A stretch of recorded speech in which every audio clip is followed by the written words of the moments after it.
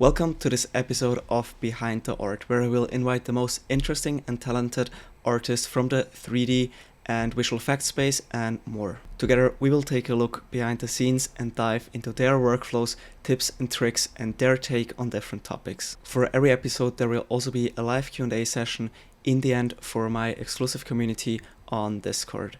This is so I can support these free YouTube videos and interviews, but also if you want to progress faster in 3D, get personal feedback, and start freelancing and get some help, make sure to check it out with the link in the description. For those who don't know, I'm Florin and I've been doing 3D for over 4 years now, and I've worked with big clients like Marshmallow, Medicine Beer, and more, and also built a big following on Instagram.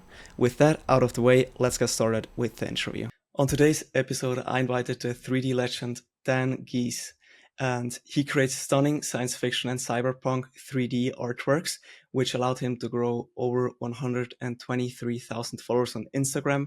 And yes, thank you so much for accepting the invitation. Thank you so much, Florin, for having me. I'm very happy to be here. And just as a little introduction, I want to say I'm Dangiuz. I'm a 28 years old artist from Italy. And, I've been passionate about digital art like forever. I've started doing 3D art like on Microsoft Paint, like longer than I can remember, like 15 years ago, maybe. And then, growing up, like exploring new technologies, new tools. I grew up and I graduated at a graphic design and photography school at a high school. And then I started exploring different mediums, and that's where I came across 3D. And then I fell in love with Cinema 4D and Octane Render, which is what I use nowadays to create my art and to create, the visuals and everything that concerns. Nice, awesome. So how do you, are you a full-time artist now, or did you start as a part-time artist or just in your free time? Or maybe you can tell a little bit more about that. Sure. So, everything started just as a hobby. So out of passion, I was, just spending my time in front of computer, drawing some stuff, maybe doing some photo manipulation on some, 2D retouching software or this kind of thing, experimenting and doing some, basic photo retouching kind of thing. And then photo manipulation. And then as I said earlier, I discovered 3D in 2016. And I opened an Instagram page in 2017 where I started posting my first terrible work. And then I grew up technically. I started following many tutorials. I bought some courses to improve.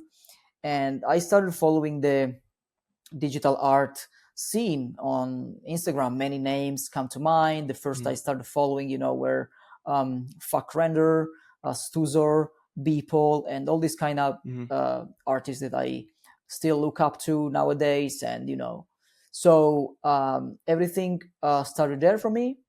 And I grew up technically. I started collaborating and working with some DJs and musicians and small studios. And growing up, I was able to grow up my fan base as well, growing up with followers and meeting new clients, meeting new artists. And then I remember in June 2020, I was contacted by a famous NFT platforms, and they explained to me what NFT were. So essentially I could tokenize my art and selling it as a token. And I liked the idea. I wanted to know more about it because it seemed a very good chance to finally give a voice to digital art and artists. We could be able to be valued and appreciated for our vision, not just because for our skill set. And then when I see all the other artists I was looking up to, they were doing the same thing. So I thought I'd dig deeper, and I was like, yeah, let's do it. So I started as a full-time digital artist, selling digital art as NFTs. And then I growing up in that scene too, I was able to transition from the commercial side of motion graphics or standard cinema work from to sort of a sort of digital art. Like I was seen as Mhm. a digital artist, independent. So that's how, sort of it came from for me. That's how it went for me, like when I started, having exhibitions in museums and like in auction houses like Christie's and Sotheby's. And Mhm. that's what I've been focusing on for, the most of my time. Nice. That's so cool. Thank you. Because you can like create whatever you want or like your own unique art, and you don't have to like to respond to any clients or whatever. Yes. Um, yeah, that's so cool. Thank you. How's your experience now? Because I feel like the like NFT trend died a little bit down, like compared to 2020, 2021. So yeah, how's your experience now, or was your experience like the last 3 or 4 years in this space? So, I must say I can be an exception in this particular case because Hmm. for me personally, I have always seen NFTs as something that were like a very good technology based on what application you make of them. So Hmm. a lot of stuff has happened in NFTs. A lot of scammers took advantage of this opportunity, took advantage of this trend. Like to release their like very questionable projects and this kind of thing. And Hmm. unfortunately maybe some artists ended up believing in it, and like some maybe some a lot of people lost a lot of money. In my particular case, I never like took part of any projects, nor as a buyer nor as an artist like Hmm. behind it. I've been always focusing on my simply on making art, then like trying to find art collectors, people that just wanted to buy it and appreciate the art. And that's what I've been doing for the past essentially 4 years. And I believe there are many artists that have been doing the same. Unfortunately, not all of them have been achieving results, because the market is very new Hmm. and people are very maybe doubtful, or like the market goes up and down. You know how volatile it can be with cryptocurrencies. So yeah, I believe like it's absolutely it's something I 100% believe in. But I Nice. understand when people from outside say, "Yeah, I don't know because I've heard bad things about them."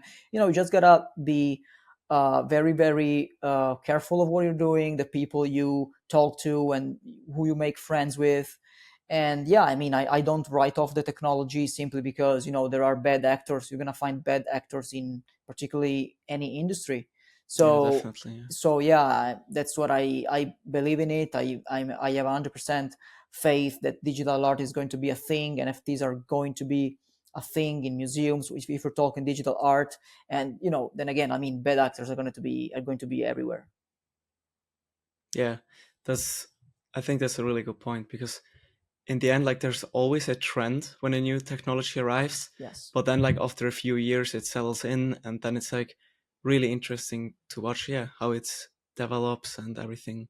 Yes. So how would you say, like, you mentioned some pretty big like auctioning houses before, and what would you say, or like also in general, like also looking at your Instagram followers, what was like the key for you that you were able to grow on social media, but also establish yourself like as this like, yeah, amazing artist Thank who you. someone wants to buy an NFT from or an artwork?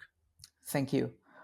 So, I think I've been focusing myself, like in the past years, even before NFTs, on Mhm. creating this own world of mine, this whole universe where, like, you can take a look at my work and say without a doubt, okay, I know this is Dangiuz, right? So I Nice, yeah. imagine my art to be like all part of this little microcosm, like all part of the same universe, maybe where Mhm. scenes take place in different areas of these universes, of these worlds.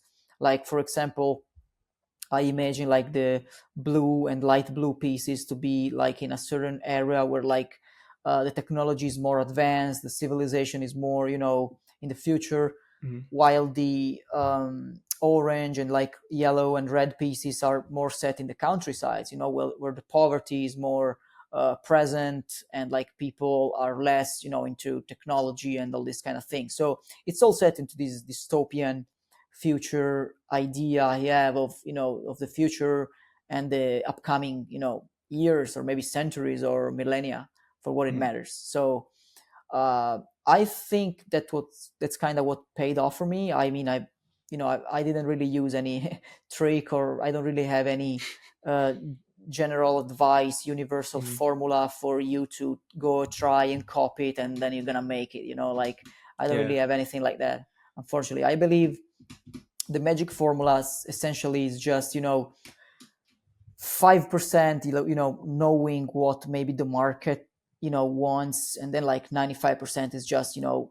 get your job done, like get put in the work essentially, Mm. like just gonna work your ass off, like try and create something that you personally vibe with, you personally enjoy yourself doing.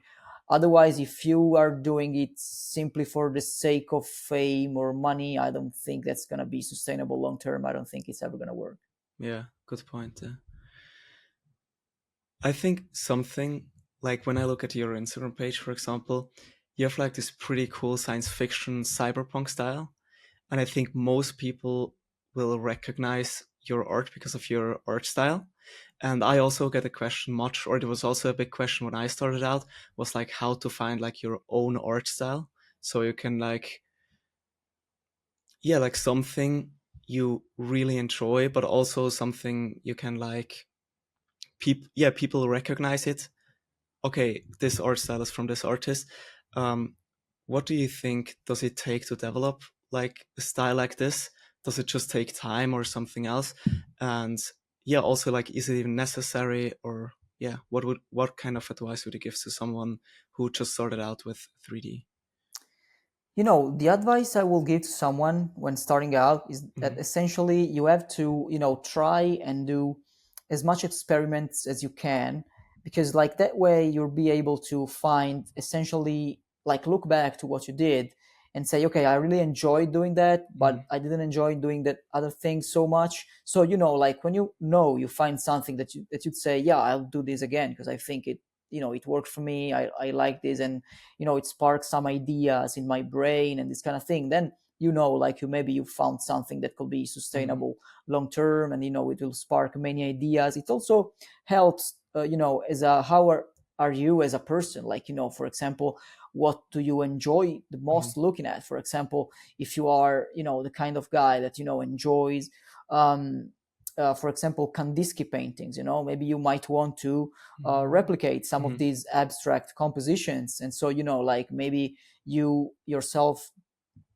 find yourself like enjoying this, making this abstract. So you will end up 3 years from now being an abstract artist.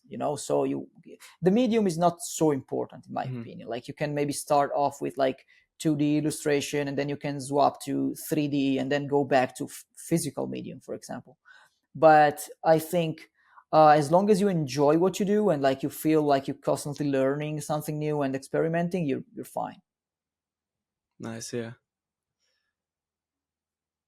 Something that would all like also really interesting would be interesting to me, is like the balancing, like let's stay on the same topic, like with the art style. How can you like maintain your art style but still like not limit yourself by it? Because I think that's also something you don't want to have, is that you are not like, you don't want to do anything else except like the same colors or like the same whatever. So yeah, I think like you have like some really great variations in your artwork, Thank you. but still it's like, I think it's recognizable that they are from you.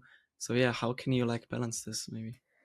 I think this is the biggest challenge for every artist that, that's somewhat established and known for a certain style, a certain thing. Mm. So every day when I sit in my computer and like start, making a new artwork, the question I ask myself is, how can I make something that's clearly me, but that's not to me? Otherwise, people are going to say, okay, this guy's going to do the same thing over and over Mm. again. So it's a really, Yeah. it's a tough challenge. But I think like the more you end up making art, the more you realize this thing is going to improve you as an artist, because you've got all the time you want to experiment.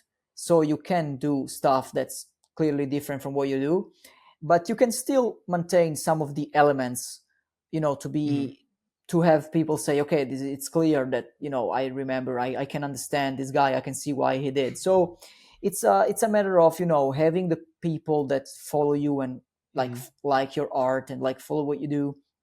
uh, it's adding another layer of depth to your art. For example, I have made a series which is like sort of liminal spaces series. Like it's way less focused on Yeah, technology. I It's think I much, saw that in your story. yeah, exactly. Yeah. And like it was much more focused on the liminal thing. That was like a sort of introspection on Mhm. like my mind. Like it's not like really something that focuses on what's going to be in the future and like, Mhm. my typical cyberpunk manifesto, but it's something that focuses more on what's inside my head in that moment. So I think that's still Nice. Yeah. pretty Dangiuz of mine, but it's not as something that I can do every day. It's something like you can go with periods of style, like for example the blue periods of Picasso come to mind, or the pink Mhm. period. So you can, that's Picasso, but it's not like he's gonna do that and like that. Now that's only what he does. It Yeah. is a little period of time of what he Mhm. does with his art. Nice. Yeah. Or like, yeah, the cat, the black cat you always use. Oh yeah, exactly, that Yeah, one I too. really like it. I Thank you. also had a black cat when I Oh grew yeah, up. that's Or great. Yeah, still, I have many too. I mean, yeah, me he's and still alive. oh yeah, that's But it's great. like 15 or 16. So yeah. Oh, that's so good. Yeah, I don't know. But yeah, yeah, thanks for sharing your insights. Um, I think another topic that like for the past year, I think many artists might might be a little bit scared of, is like the whole AI topic. Like when you see Midjourney, like you can create amazing looking science fiction cyberpunk images. So yeah, like how was this for you like the last year?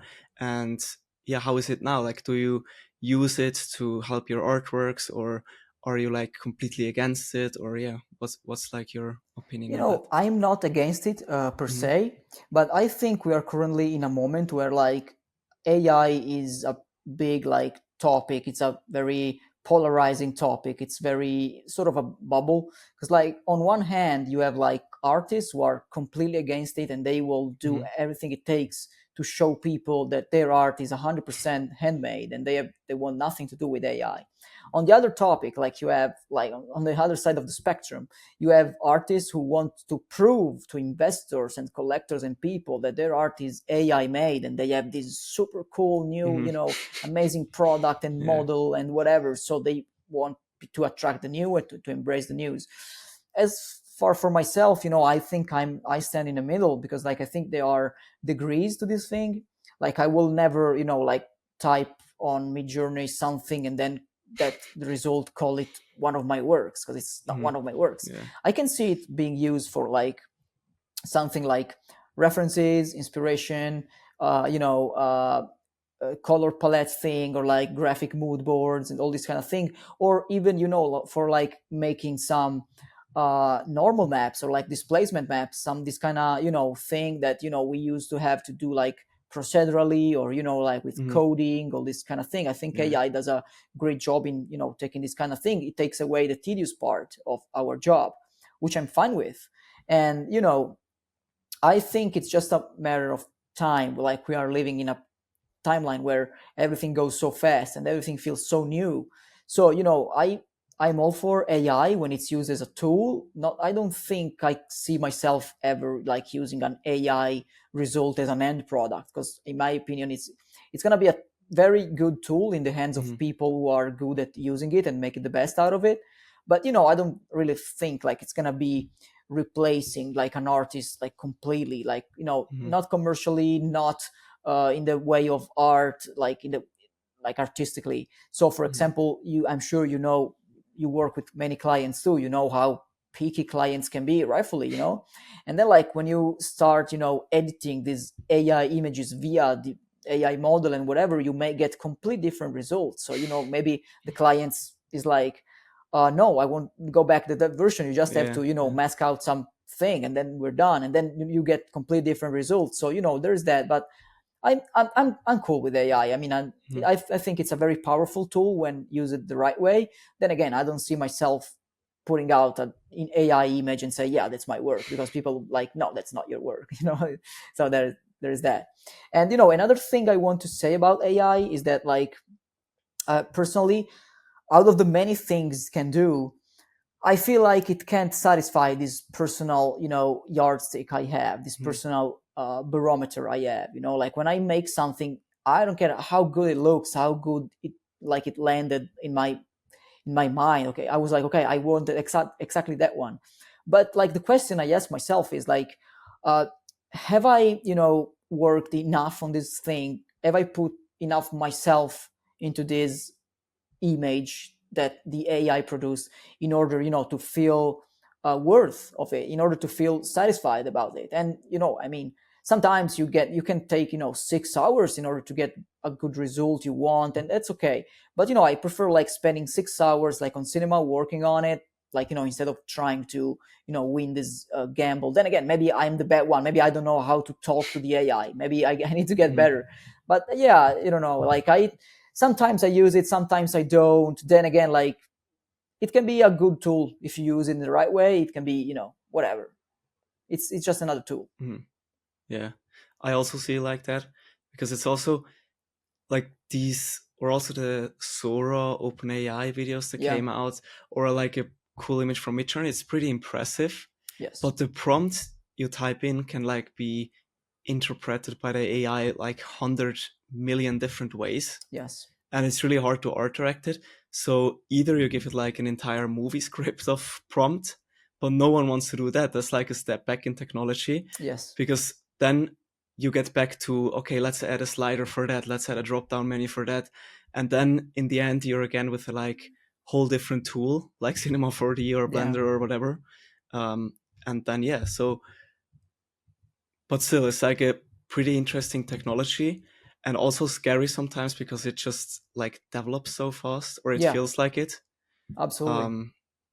But yeah, it was interesting to hear your take on it. Thank you. Do you also use AI for inspiration, or like generally, how do you find inspiration? Well, I try to find inspiration and gather it from many different topics, and like things like books or movies or other artworks, and even like talks and chats with other artists, and like many other things I see. I feel like prompting something with AI gives you maybe a sort of this imaginary idea in your mind of what you can or may not create, and then this kind of thing. I think it's good for mood boards. I think that should be probably the most used usage for AI generated images. But then yeah, I think you can use it that way. There's nothing wrong with it, as long as as it's ethical. I don't see myself using another artist's name and like calling it as is my work. I will never do that. Yeah, that's also because I heard about a story of a graphic designer, and he was like, he lost his job because of AI, and the company trained an AI model on his work. Oh, that's insane. And yeah, that's crazy. Like, I think, or yeah, I think that's also like, how do you say it? Like something I don't want to use AI for is to just be like, okay, make an image, like create a sci-fi cyberpunk image in the style of, yeah, Dangiuz, for example. Yeah. Because then it's just, yeah, it's also like this big thing you see everywhere in the story right now with a turn off that Meta can use your Oh yeah, artworks to feed I've to seen AI. that. I think that's like the other thing, because but it's also a pretty difficult thing, because for human, it's totally fine to take inspiration as long as if it's not too much. But the thing is with AI, it's just too good. It's just like the perfect memory, Yeah. and they can like, it's yeah. I think it's pretty much the same thing if like a client would come to me and say, "Hey, I want the exact same thing like Dangiz. Can you do it?" Because then I'm essentially also just copying you, and I think that's also not okay. Yeah, I But yeah, feel you. yeah. I feel you. Absolutely. And I mean, in my particular case, if you type my name in the search bar of Midjourney, you get thousands of people trying to get images Mm, in the style of me, which I'm fine with, because I mm, can't control it. I'm fine with that. Then again, like I look at the results, and then really nothing comes really close to what I do in the end, yeah, because I yeah. feel like there's a lot of human work that's like we are still not there. Maybe in, I don't Mm, know, maybe in 6 months or 6 years, maybe we'll be able to replicate perfectly. But then, like, I feel there's still some. I mean, the humans, we have so much, developed brain and skills that we can, edit every single thing, and we can make everything we want, like from the last particle of light to the, every little detail. While the AI, it's still sort of a, I imagine this kind of, mhm, uh, let's say 500 results wheel. Well, like it's gonna spin, and then it's gonna give one of those that the model thinks is mhm. gonna work best. So I feel like we have this unlimited wheel, which is like what we do and control, while the AI model has a limited one. Yeah, yeah, yeah, and also, but I think also, like especially with AI, I think in the future it will be way more important, like to have a story with an artwork, like, hey, look, this artwork reflects how I'm feeling right now, or what kind what I'm currently living through, or whatever. Yes. Because that's something AI can never do, right? Yeah. AI can put out some sick artworks that maybe follow some composition rules, and maybe it's in the style of him or her or whatever. Yes. But having, like, making it personal, I think that's, yeah, also, and I think that's also something you're already doing pretty well, Thank I you. think. And I think that's also why you're able to, yeah, why we're able to establish yourself also as Oh, thank an you. artist, and also selling like some sick NFTs. Thank you. But yeah, I think, yeah, it's always interesting to talk about this. Thank you. Yeah. Yeah, no, I agree completely. And like when you are able to, as an artist, I feel like this also falls in the, category that like art is not just, technicalities. For example, you can be like the best, hard surface Mhm. modeler, or Yeah. like you can be the best, UV unwrapper, or the best a human model rigging guy. So, but like if you're not able to deliver a final result that speaks volumes to people, I believe like this is what matters in the end, because Mhm. like otherwise, yeah, if we're talking just technicalities and skill set, yeah, then maybe AI in a future might be able to eventually take over and like put you at serious risk, unless the work it's all custom and all that. No, I mean, I when I say this, I don't say that lightly, but it's something Mhm. it's a serious risk, like just like it happened. You remember, like, for example, when cars manufacturer started removing certain workers and like giving works to the machines, because that's essentially what can happen. I'm not saying it will, I'm saying it can happen. So uh, I believe in art in particular, and not just the technical side of it. Like, I mean, we value art for different reasons. We value art because of the technical reasons. We value art because of what art makes us feel. We value art because the artist has a long story, long background of doing this kind of thing, and it's was a Mhm. visionary and whatever. All these sort of different reasons. But like you said earlier, uh, AI is a machine. It's a model. It's not human. So you as a human have this very, very important power in your hand. You can deliver emotions, and as someone who can deliver emotions, your job, like your goal, is to deliver what you feel to other people. And in my humble opinion, maybe I'm wrong, but I like to believe no machine will be ever able to replace us in that Mhm. way. Yeah, totally agree with that. Um, just to go real quick back to the inspiration, um, what is your, like, it's just a random question that came to my head, but what is your favorite movie and maybe TV show? So I have many, like I Mm-hmm. have many shows and favorite movies. So, top of my head, I'd say I really love The Matrix, Mm, and I yeah. love Ghost in the Shell, and I Mm, love Blade Runner. I love Metropolis by Fritz Lang, which is like a I'd say 100 years old movie, maybe. It Mm. was made with miniatures and all this kind of thing. Oh yeah, I And think I know which one. yeah, I love Altered Carbon, which is like the Bay City TV series.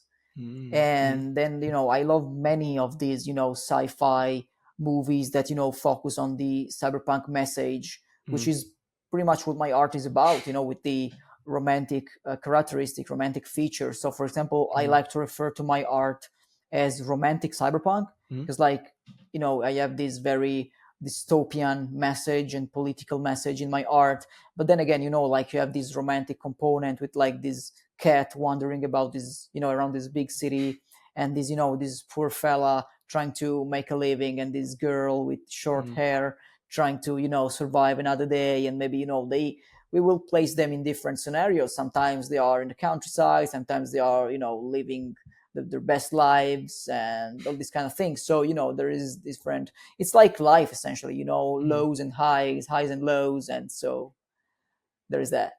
Yeah. So interesting to see, like also what you mentioned in the beginning, that you have like created this entire universe and you have like these different characters and you put them in different situations. Yeah, That's so, yeah, that's so cool. thank you.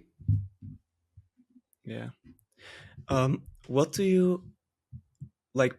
Does it even happen to you? But what do you do when you have like a creative block, or you just don't?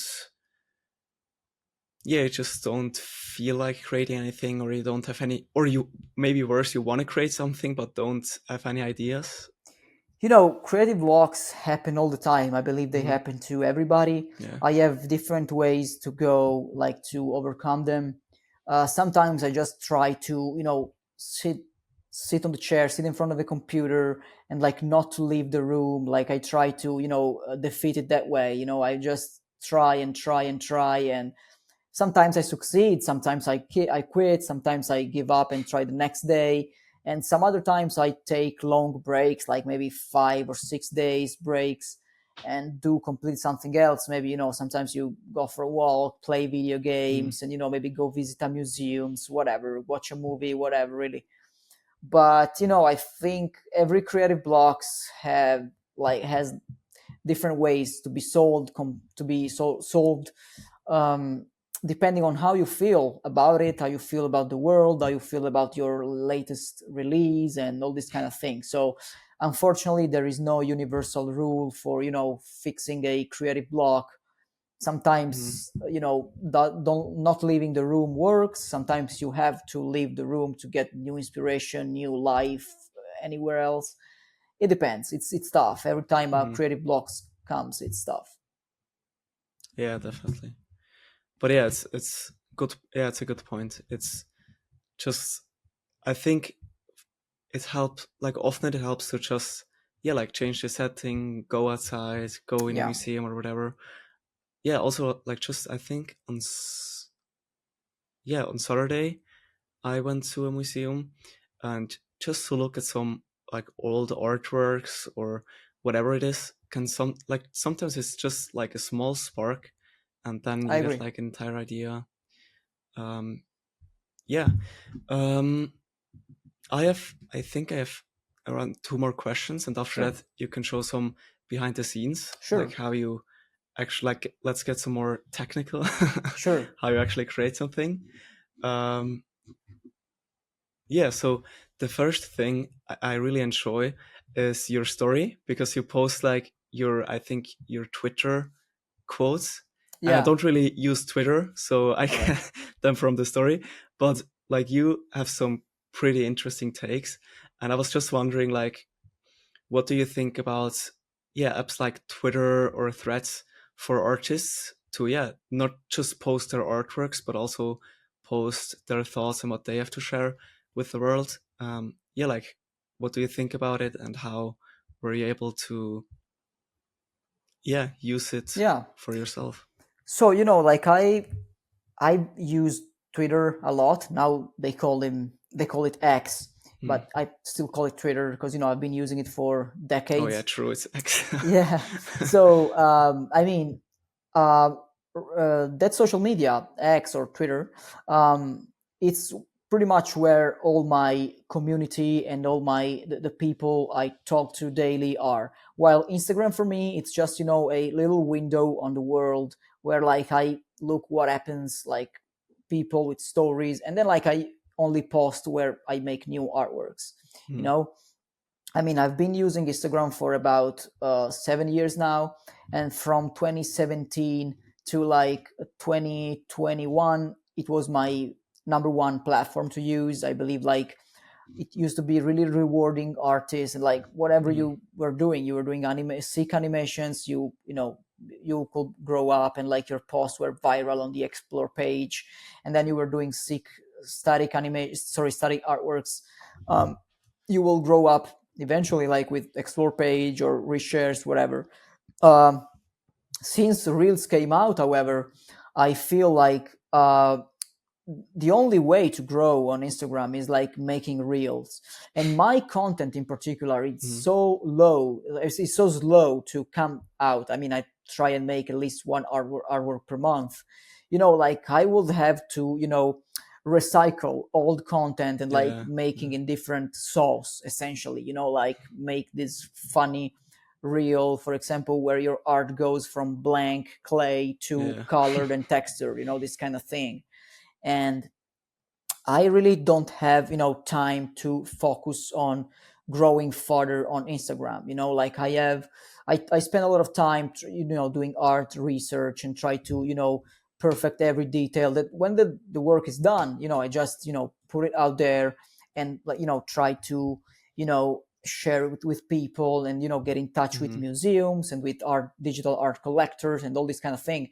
Where else I think like, it's totally fine to do reels. I mean, every artist that wants to grow on Instagram should definitely look into that because it's used by everyone. It's Mm. just that for myself, the way I perceive Yeah. art, like that's Instagram treats artists as content creators. Doesn't give Yeah. the Yeah. same Fair. weight that I give to my art. Instagram doesn't give to my art the same weight I give to it. So like I would probably have to, hire someone and tell them to create reels nonstop, Yeah. and eventually some of them will go viral, and then my Instagram followers will grow up again. But then again, Mm. like they've been plummeting for the past, I don't know, like 3 years or something. I was like nearly, I can remember like 140 maybe, and then like Mm. now I lost like half of it. I don't mind. I mean, I don't use the platform, and it makes sense. So I still use it, daily and check it and whatever. But Yeah. if I have to post something, I like to post it on Twitter, essentially because even how the platform is created, you have this very clear timeline. When you click on Yeah. my profile, you see this was posted 1 hour ago, and then you scroll down, that was posted 2 hours ago, and that was Mm. posted yesterday. Whereas on Instagram, you have stories. Yeah, you can, do highlights, but then maybe if I, travel for 2 days and then I miss something you post on your story, if you don't post it in your highlights, I just missed it, like, so it kind of defeats the whole point. And then, Mm. yeah, so I feel like Instagram used to be the number one platform, the place to be for artists. If you were to ask me that question nowadays, I wouldn't know anymore. And as far as threads goes, I mean, I haven't really dug deeper. I just felt like that was similar to Twitter, except I have Yeah. to start Yeah. the game from zero. So that doesn't make much sense to me. Yeah. It's just like basically a clone. Yes. um. Yeah. I think you can also like with all the people posting about this new app, Cora or something. I Oh think yeah, I've heard you of can it. also see how many of them, or like I think just many artists are not satisfied with Instagram, how they promote certain stuff, but also like, and then every like year or every second year there's like this new social media for that's better for artists or whatever, but in the end they also just die down. I know So yeah, I exactly. think Yeah, like Twitter is definitely an interesting, but definitely a good option. Yeah. yeah, I mean, Twitter is for everything, as long as you build your circle, you build your Hmm. community, and then you follow the people you want to interact with, Yeah. you're not going to hear from some, news you don't really, care about, or some maybe Yeah. topic that you're not interested in. Yeah. Totally. So something it like just came to my mind in the beginning when you talked about like your, yeah, like what you're doing now as an NFT artist and so on. So you can say if it's like too personal or you don't have to go into detail, but it would be interesting for me, like how does like a typical work week look for you? Like what do you do? What do you Workday, like? you said? Sorry, What did you say? A typical what? like a typical work week Oh, okay, work week. or like Okay. your typical work day. Yeah, Yeah, yeah. Sorry, I yeah. didn't quite Because get for it. me, like I'm doing, or like I think probably many 3D artists spend a lot of time on client work, Yeah. and then maybe some more time in the free time on some personal project. So yeah, I would love to hear how it is for you. Sure. So, I mean, personally, I have to start by saying that I'm one of the lucky and privileged Mm, artists that have made quite some sales. So, I luckily enough, I am very grateful that I don't have to, live paycheck after paycheck, or like yeah. sale after sale. Like I can focus. I'm very grateful about this. I can focus on doing the art I want without having essentially to sale make a sale, otherwise I can't pay the bills and all this kind of thing. I'm very Mm, grateful again and thankful for this opportunity I've had and everything that happened to me. So essentially, my work week is very, very, random. Sometimes I wake up and feel very inspired and energetic. So I mm, just sit down to the computer and start working. And then, like maybe in 6 hours, I'm able to, pull off the results of like 7 days of work. But sometimes it's the exact opposite, like yeah. sometimes I sit down and then end up 20 minutes doing absolutely nothing at all, and then I just close and then go do something else, because I wish to be more consistent and straight to Mm, the point when working, but art doesn't really work like that. When inspiration yeah. strikes, it just strikes. So yeah, I'm sure I speak on behalf of many artists when Yeah, I say definitely. this. So yeah, I mean, I personally, I rarely take over a client's work unless it's something I really feel like Mm, doing, or like really feeling like yeah. wanting to work on, collaborate on, and this kind of thing. But yeah, I mean, essentially, we are all on the same boat. Like it doesn't mean if the work is personal or client that the job is gonna be easier or harder. Maybe you get direction. You get our direction. I want this to do and to be like that, or to be different. But essentially, when it's not your day, it's not your day. You just gotta swallow it and say, okay, fine, I'll do it another day, and this kind of thing. Mm, yeah. Nice. Yeah. Do you have like a dream project you want to do? For example, for me, like something I want to do is like someday create like a cool 3D movie, maybe 10, 20 minutes or something like that. But do you have like this big project you want to do sometimes in the future? Like, yeah, maybe like working on a film as a director or whatever, Yes, like exactly. something That's like that. that's exactly the thing. I wish sometimes to I could direct a movie, like an Hmm. actual triple A movie. Nice. Maybe it's a Yeah. dream, because like maybe sometimes at this period I'm fully focused on art. I Hmm. haven't really been taking any courses or any Yeah. real interest in becoming a cinema movie director or this kind of thing. But it's something that it's always been one of my dreams, and I firmly believe if I wasn't an artist, I will probably try to work in this cinema movies Nice. Yeah. industry. That's really fascinating for me, and it's something I have as a dream. Maybe in the future, I don't know. Yeah, definitely.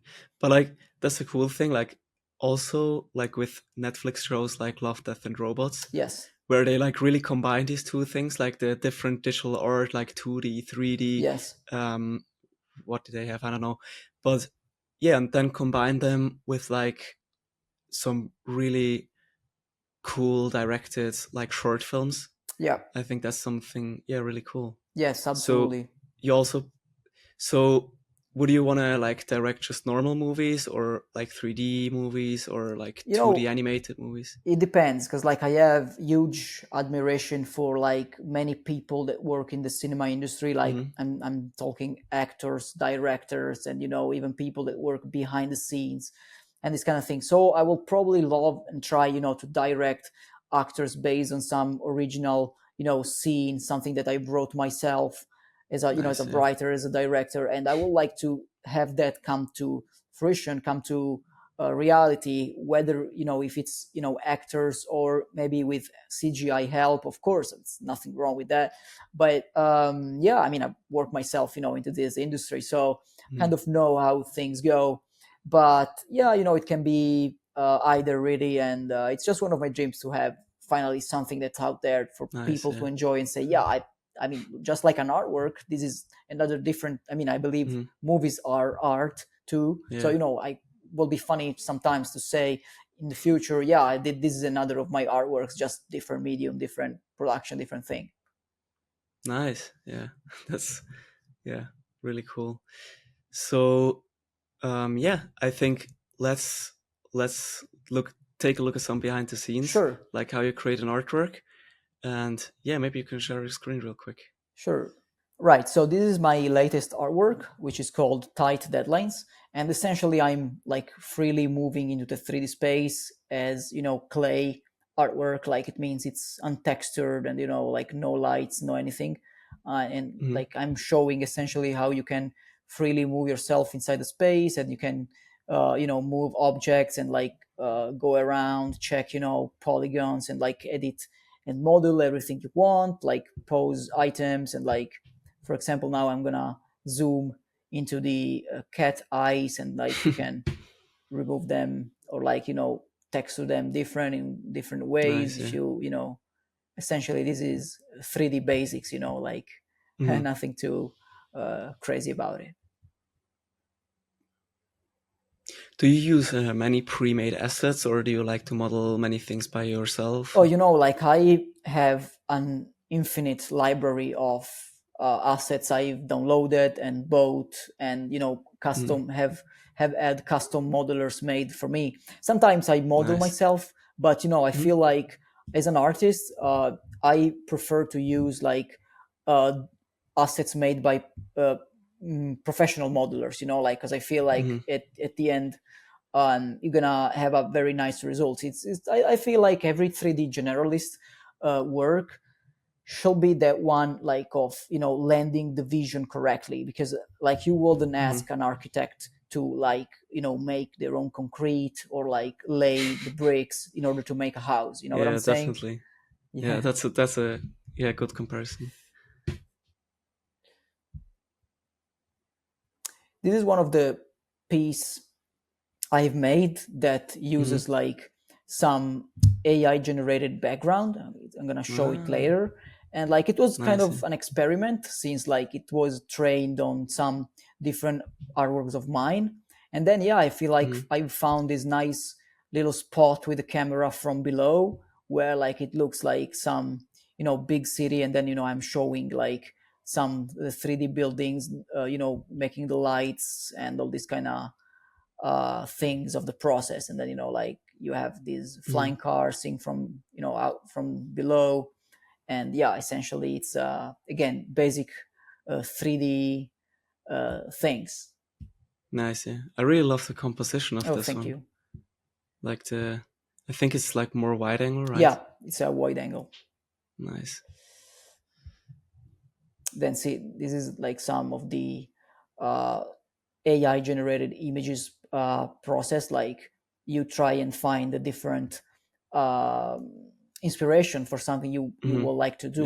Like this is one of the experiment. I thought I'd bring this up since we spoke about AI definitely. and this kind of thing. And then everything else is human retouching and all this kind of thing, just like you do with matte painting. Yeah.